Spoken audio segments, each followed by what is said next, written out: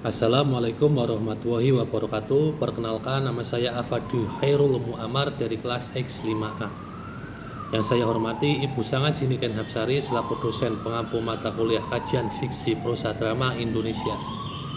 Pada kesempatan kali ini saya akan menceritakan asal-usul daerah, yaitu daerah Pekalongan. Menurut berbagai sumber, Pekalongan sudah menjadi pemukiman sejak era Kerajaan Mataram Islam. Jenis-jenis sumber lain mengatakan bahwasanya Pekalongan sudah menjadi pemukiman sejak era Kerajaan Mataram kuno. Berbicara tentang sejarah Pekalongan tidak lepas dari suatu tokoh. Tokoh ini bernama Ki Bahurekso. Bahurekso ia mengabdi kepada Kerajaan Mataram Islam kala itu. Rajanya yang bernama Sultan Agung Hanyokrokusumo. Sultan Agung Hanyokrokusumo memerintahkan Bahurekso untuk membuka pemukiman di pesisir utara Pulau Jawa. Kemudian Bahurekso pun menyanggupi permintaan tersebut.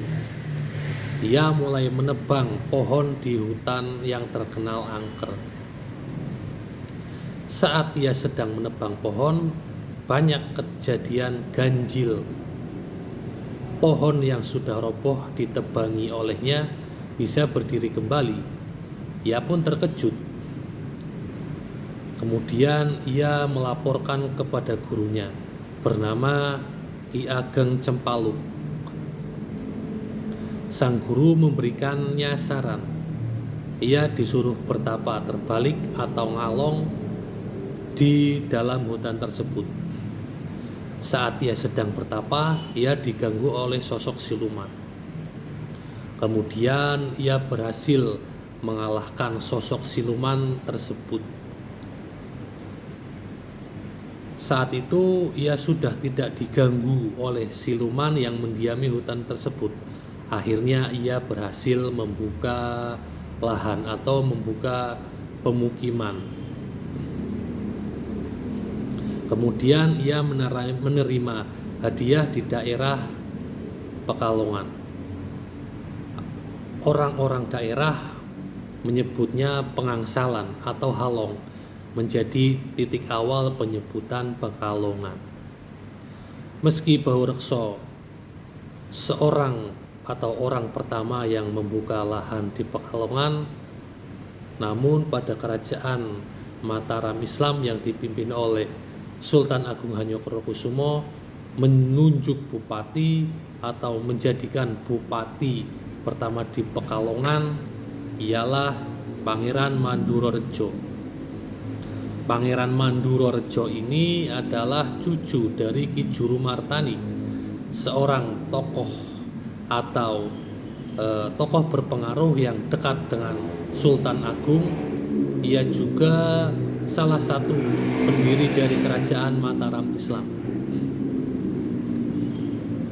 Pangeran Mandurorejo dilantik pada tanggal 25 Agustus 1622, bertetapan dengan tanggal 12 Rabiul Awal. Menurut atau sumber-sumber jejak lain, Pekalongan sudah menjalin kerjasama atau sudah terhubung dengan kerajaan-kerajaan yang lebih tua, seperti ditemukannya situs arkeologi, yaitu ditemukannya Lingga dan Yoni di desa Linggo Asri.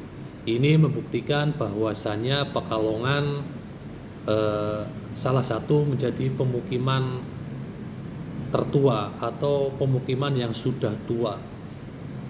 Dengan demikian, maka Pekalongan juga terhubung dengan kerajaan-kerajaan dahulu seperti Mataram kuno pada saat dinasti Sailendra dan kerajaan Demak dan kerajaan Demak. Kisah dari Joko Bau pun sungguh menarik atau sedikit menarik, apalagi kisah percintaannya. di mana Baurekso diminta menjadi pengawal Dewi Ratnasari dari Kalisalak daerah Batang.